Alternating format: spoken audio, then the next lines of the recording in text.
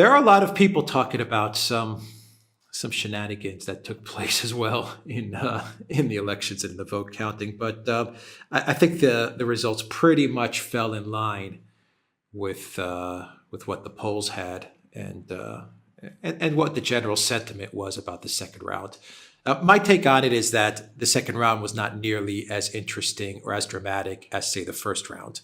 I think the first round showcased the collapse of the center. The second round was pretty much a no surprise event. I think this is exactly right. I'm going to say straight away. I think Macron's win he won with a bit slightly bigger margin than I'd expected. I was expecting it to be 55 to 45.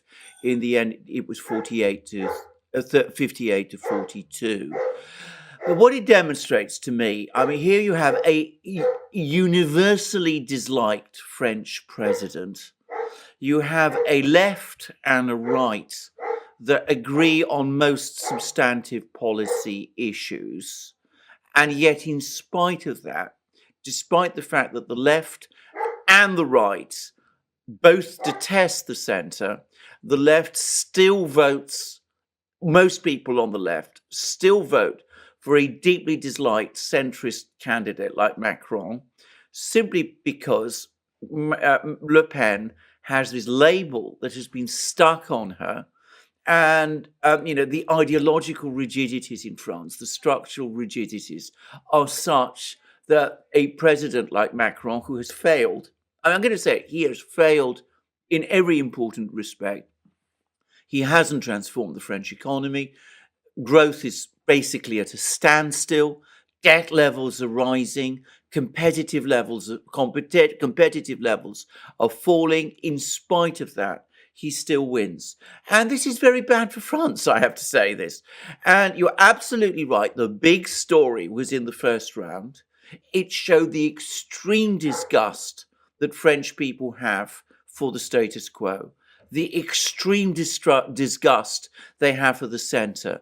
The centre collapsed, and yet this discredited, disliked centre still rules through Macron because people on the left in France can't bring themselves to vote for somebody who's been described to them as right. It really does make you want, in my case, to tear my hair out. I find this so bizarre and so strange. And Jean-Luc Mélenchon, the leader of the left, who told people not to vote for Le Pen, he now is hoping that he's going to sweep to victory in the legislative elections in June. And of course, he's clearly angling to become prime minister. But if he does become prime minister, what that will mean in practice is that he will be cohabiting with whom? With Emmanuel Macron. Yeah, well, I think we said before the elections took place that back when politics made sense and voting mattered, people would vote according to their pocketbooks. I remember the phrase. I think it was one of the Clinton. I think it was Bill Clinton's advisor, if I'm not mistaken, who said it's all about the economy. Stupid. That was his mantra, and that was true. But I would say in this brave new world, it's all about virtue signaling and the fear of being branded a fascist, an NAZI, a far righter. I think in today's world, people will easily, I don't want to say easily, they'll stomach the fact that they're going to live in a country that's going to be worse off and that they'll be much poorer and they'll be living in chaotic times as long as they're not branded far right. And it seems that people are fine with that. We can't forget that they branded Le Pen not only far right, but they branded her a Putin stooge as well. Absolutely. So a double whammy, I guess. Yeah, but bear in mind a number of things to say. Firstly, let's start with the Clintons, because you're absolutely right. They won the election in 1992. Under the economy. Is the economy stupid? But they are the people, the Clintons, who more than anybody else changed politics to move it from politics of economics to politics of identity. Hillary Clinton fought the 2016 election, remember, on identity, on those kind of issues. It was Trump who fought the election in 2016 on things like the economy. So it's fascinating to see how, the Clintons did one thing in 1992, but they managed to sell to everybody on the left and on the center this alternative type of policies. That's one thing I wanted to say. The second thing I wanted to say is that it's very weird how Le Pen continues to be branded as far right and all those terrible things that you said, given that, in fact, when you look at her policies, they're essentially very similar to the policies. Her economic policies are almost the same as those of Mélenchon and the left, and her other policies, to the extent that she even believes in them, on things like immigration. As I pointed out in a video I've just done for my own channel, they are not very different now from those of, say, the existing British government. I mean, the kind of very hard things that she was saying she was going to do, she no longer says she's going to do. And yet, she still gets characterized and effectively labeled as this, far right fascist Nazi figure. That again, I find extremely strange. And on the being a Putin puppet, you would have thought that wouldn't affect people on the left in France, because on the left, her policies towards Russia, NATO, Putin, Ukraine are again exactly the same as those of Jean-Luc Mélenchon and the party that now supposedly leads the left. And yet that label is enough to ensure that a discredited, failed, unpopular, exhausted president, which is what Macron is, will continue to occupy the Elysee for another 5 years. As I said, you can say there's progress, and in the first round, I would agree there's clear signs that there is massive disgust in France with the centre and with the status quo. But until and unless people in France and elsewhere in Europe start to look beyond these labels and start to actually vote in ways that make sense in terms of what they say they believe, we're going to end up with a government from the centre, which, however much the centre shrinks, it continues to remain in power. This was the politics as perfected by Angela Merkel in Germany. We see its application in France. We've seen it also working in Italy. It is creating immobilism. It is creating destruction in Europe. And there is at the moment no break from it. Yeah, well, it's the politicians in the center that control the media as well. They control the corporate. They work hand in hand with the corporate. They're actually intimately tied into the elite corporate class. And that is, at the end of the day, their projection is so interesting, because when they label someone like Le Pen a fascist, they are, in fact, the very definition of fascism. I mean, Ursula von der Leyen, the European Union, just about every leader in the EU, especially and including Macron, is the pure definition of what fascism is, which is when the government is connected and working with the elite corporate sector. I mean, that is the definition of fascism. Yeah. So I just find this so interesting when they're labeling someone like Le Pen or any Le Pen a fascist, when they in fact are the pure definition of fascism. But they control the media, they control the distribution, they control social media. We'll see if Elon Musk has any effect on that. We'll see. Another oligarch buying a business that's run by oligarchs, but let's give him time and let's see actions. Let's see his actions before we judge. But they control all these levers. Is the phrase "you get what you vote for"? Is that going to come into effect with France now? Are they going to get what they voted for for a second time? And does that mean that that when the collapse and the chaos really ramps up in France, the people are just going to kind of sit back and say, well, we voted for this guy. We can't really complain about it, can we? Well, I mean, there will be more decay. I mean, this is the other thing. You see, the other problem in France is that there's going to be massive unrest in France. Of that, I have no doubt. There's going to be protests. We're probably going to see a very dysfunctional parliament in a few months, re-elected. I mean, no, I can't imagine that Macron's party is going to hold together very well in June. So we're going to see strengthened parties on the left and the right, but note that they won't be working with each other.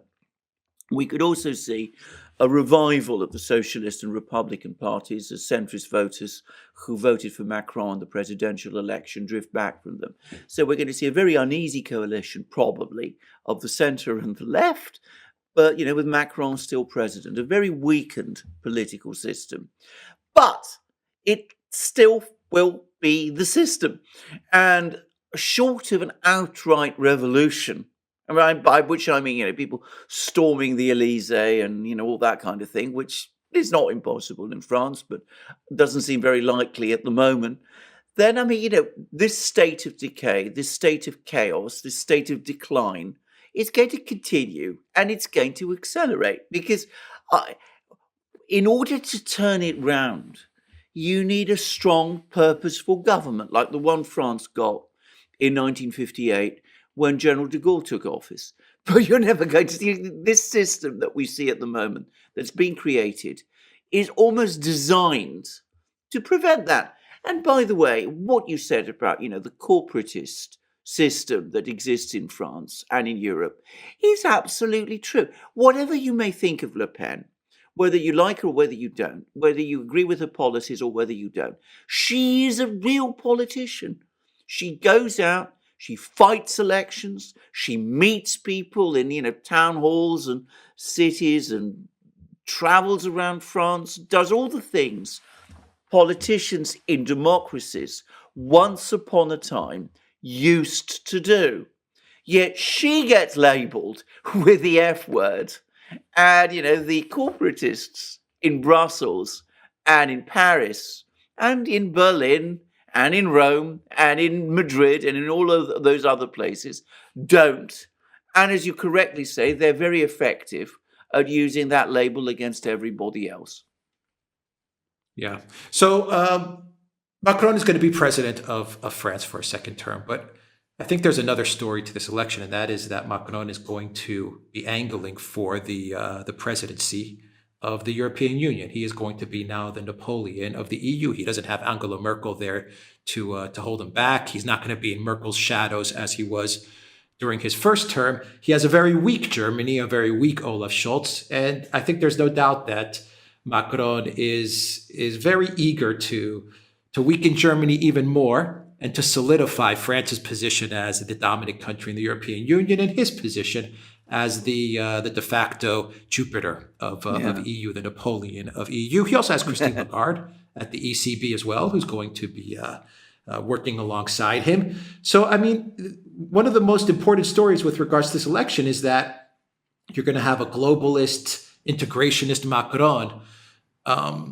angling and moving towards becoming the emperor of all of Europe. I think he wants that. I think he's been angling for this since he first got into office during his first term. I mean, he's seeing his future now, his future vision come into fruition, and he's gonna go for it. What do you think he's going to do with the EU? No, I think you summed it up exactly. I think that's exactly what he wants. I mean, the point about Macron is I don't get the sense that ultimately he's very interested in France at all.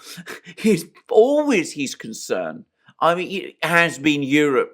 I mean, he became president under the slogan, "More Europe." And what he wants is to use France as a kind of stepping stone to become, as you correctly said, the Napoleon of Europe. Unite Europe with himself as the leader, just as, Napoleon I did. So I think this is very much his plan. But of course, he can't do that effectively if behind him, the France that he is elected to lead crumbles. And, he could very well find, what do they say, overarching ambition. Shakespeare once said, it can actually trip over itself. And I think that's more likely because certainly it's true. Germany's in a mess and in a deteriorating mess. Italy, very difficult to see that there's going to be a breakthrough there anytime soon. But Germany's the big one. And, things are not looking well there at all. But it seems to me that much more plausibly, power is not going to drain to Macron. It's going to drain to Brussels. And, it will be people like Ursula at the EU centre who, in default of any effective challenge from the States, are going to be making more and more decisions. I mean, one way of looking at this Ukrainian crisis, and in fact, the best way to look at this Ukrainian crisis, is of a massive power grab by the centre against the states. I mean, the EU centre has strengthened itself enormously. Of course, its foundations are crumbling too. You see the euro losing value against the dollar. You see, Christine Lagarde unable to raise interest rates, unable to stop QE because she knows that if she does that, that's going to create massive problems in Italy and France, especially in France. And of course, she doesn't want to see that. So you see the EU as a structure starting to crack. But I can't really see Macron achieving the kind of things in Europe that he says that he clearly wants to do. I don't even think he has a plan to do it, to be honest, and ultimately, if France crumbles beneath him, if we start to see protests in France, which we will, if we have a dysfunctional parliament in France, if we have a Prime Minister Mélenchon who is hostile to the EU, though I suspect deeply compromised if and when he does become Prime Minister. I'm not convinced he will, by the way, but that's another story. Well, then it doesn't look as if Macron is in a very secure position either. And of course, you shouldn't underestimate how unpopular he still is in France. Yeah, there was a New York Times article about a week ago which said that once the EU managed to get Macron in as president, that they would then push for an EU-wide embargo on Russian oil. And Macron was very much for this. I mean, he was one of the people that was pushing for this embargo on Russian oil. And this would lead eventually to an embargo on all Russian energy, including gas. And of course, this would just accelerate the deindustrialization of Germany. And but my question is, do you think that Macron, now that he is president of France, now that the EU got their man in France, do you think they're going to really ramp up and escalate not only the economic sanctions, at least whatever they can at this point in time, because they can't do much, but do you think they're going to try to escalate the sanctions with things like full embargoes on Russian products and Russian energy? Do you think they're now going to escalate on the military aid side of things now that Macron is securely in for his second term? And is the goal of Macron and the EU to deindustrialize Germany and create a German vassal state that's completely subservient not only to Ursula but to the United States? In other words, Macron, along with the Brussels core, just to destroy Germany once and for all, deindustrialize it and turn it into just another weak cog in the EU wheel. This is exactly the point about, embargo on Russian energy, oil and gas. Who benefits from all that Russian energy? Germany. It's the German industrial system, the manufacturing base in Germany, which is the foundation or rock of the German economy, that is going to be so massively weakened by that. So it's very easy to see how Macron, from his perspective in Paris, and you're absolutely right, he's been the person who's been pushing this idea of an energy embargo hardest of all, apart from the Poles. But I mean, Macron has been pushing it relentlessly. His target isn't Russia. His target is Germany. He wants to weaken Germany even more because, of course, if the weaker Germany is, the stronger From his perspective, France is, and ultimately he is. So that way, that puts him in a better position to be the Napoleon who leads Europe. It's very bizarre that people in Germany haven't figured it out. But that is ultimately what Macron wants. Just as, of course, Macron also wants a European army. And that's why he's going to push for more military supplies to Ukraine. Again, it's not ultimately because he's interested in Ukraine. It's not ultimately because he's even interested in Russia. Again, what he wants to do is to create military structures within the EU, which France, as the strongest military power in the EU, in Macron's own estimation, will then be able to lead. Problem is, of course, twofold. Firstly, with the oil sanctions, Janet Yellen came along and said, we're held back. This isn't such a good idea. Because if you start imposing sanctions on Russian oil to Europe, that will make oil prices rise globally. And yes, that will affect us in the US as well. And maybe, ultimately we can ride it out and wouldn't be too sorry if we saw Europe sink further. But we have these difficult midterms coming. So, hold back from doing that for now, because it isn't really going to work for us well for now. So I think actually it was Janet Yellen, believe it or not, who put a spoke in that particular wheel. But, I think Macron will get his way in the end. And I think the hardliners will get their way in the end. Because ultimately, with this very weak government in Germany, with the Greens in the government who are themselves Atlanticist and anti-industrial anyway, they will ultimately do what Macron wants. They might not do it, this week or next week, but sooner or later, that is what they will do. But the problem is, Macron doing that, yes, he might eventually end up, the suzerain of Europe, but it will be a fragmented and weakened Europe, and a fragmented and weakened France. I don't know to what extent he himself understands this, whether he really understands that what he is trying to do, he's like the parasite ultimately, whose obsession with strengthening Europe is ultimately weakening it, because he has a centralist vision of Europe, whereas the whole of European history is that Europe becomes strong when you have strong nation states vigorously competing against each other. But that isn't something Macron has any conception of or understands, and nor does the leadership in Brussels. Yeah, my final question is: I just wonder, does the leadership in Germany, outside of the Greens and Olaf Scholz, who seems by the day, Olaf Scholz seems more and more lost, but he reminds me of like a Mr. Magoo type of figure. Yeah, But my question is, he just seems so lost. Does the German political class, do other opposition parties, are there people in Germany that realize that this is not only a war against Russia, and this is not only a conflict in Ukraine and a proxy war that the West is waging in Ukraine, but this is a war that's being waged against Germany as well?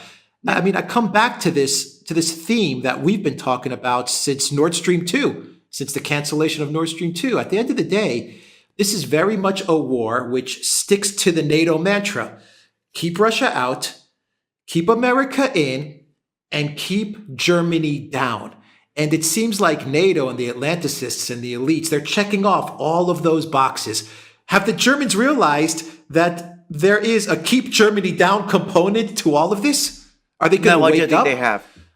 I mean, there's a few people. Gerhard Schröder, the former chancellor, who's now persona non grata, even in Germany himself. He's been trying to explain this to people, but nobody in Germany is listening. If you go to Germany, I've mentioned this before in previous programs, one of the things that you discover very, very quickly is the extreme provincialism of the German political class. They are not people, to say it straightforwardly, who understand these big things. Sometimes, every so often, you used to get these big figures like, say, Willy Brandt in the past, or to some extent Helmut Schmidt. But basically, by and large, they're people who come from, these very nice, well-ordered small towns and regions up and down Germany. They're very familiar with local politics. They understand those things, that side of politics very well, but they don't understand these bigger pictures, and they don't really see them. And of course, with Germans, I'm sorry to say this again, I hope people who are from Germany and watching this program aren't going to be offended. They're very easy to manipulate by outsiders, by self-interested outsiders, be they British, French, or American, who frankly run rings around these people. Now, every so often you do, as I said, get a German leader who does see beyond that. Willy Brandt was such a one. To some extent, uh, um, Helmut Kohl was another. Angela Merkel had the kind of cynicism that, meant that she had a grasp of these sort of things. But the German political class as a whole does not. And at the moment, they're all drinking the Kool-Aid, being, in the battle against these sinister people in the East, who Germans have often had a historic issue with also. And I don't think they see this at all. And I don't think they understand that.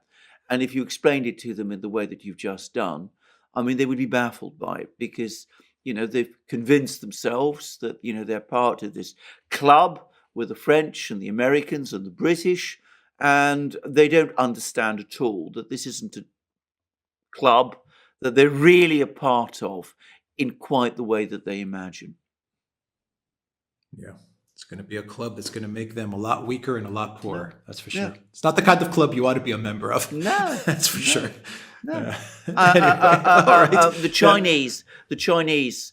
As I read a very bitter commentary in Global Times by a Chinese official who clearly has figured it out, that the Germans just don't see this, and it showed that they have completely lost patience with the Germans, and that they also realise that the Germans just don't get it. Yeah. All right. Deindustrialization then at a breakneck Absolutely. speed is what awaits Germany, and Absolutely. Macron's going to be laughing as he sees it going on. There's no doubt about it. No Absolutely. doubt about it. All right, we'll leave it there, everybody. TheDuran.locals.com, and go to the Duran shop. Click on use the code. Don't click on anything. Use the code. Good day, and you will get 10% off. Take care.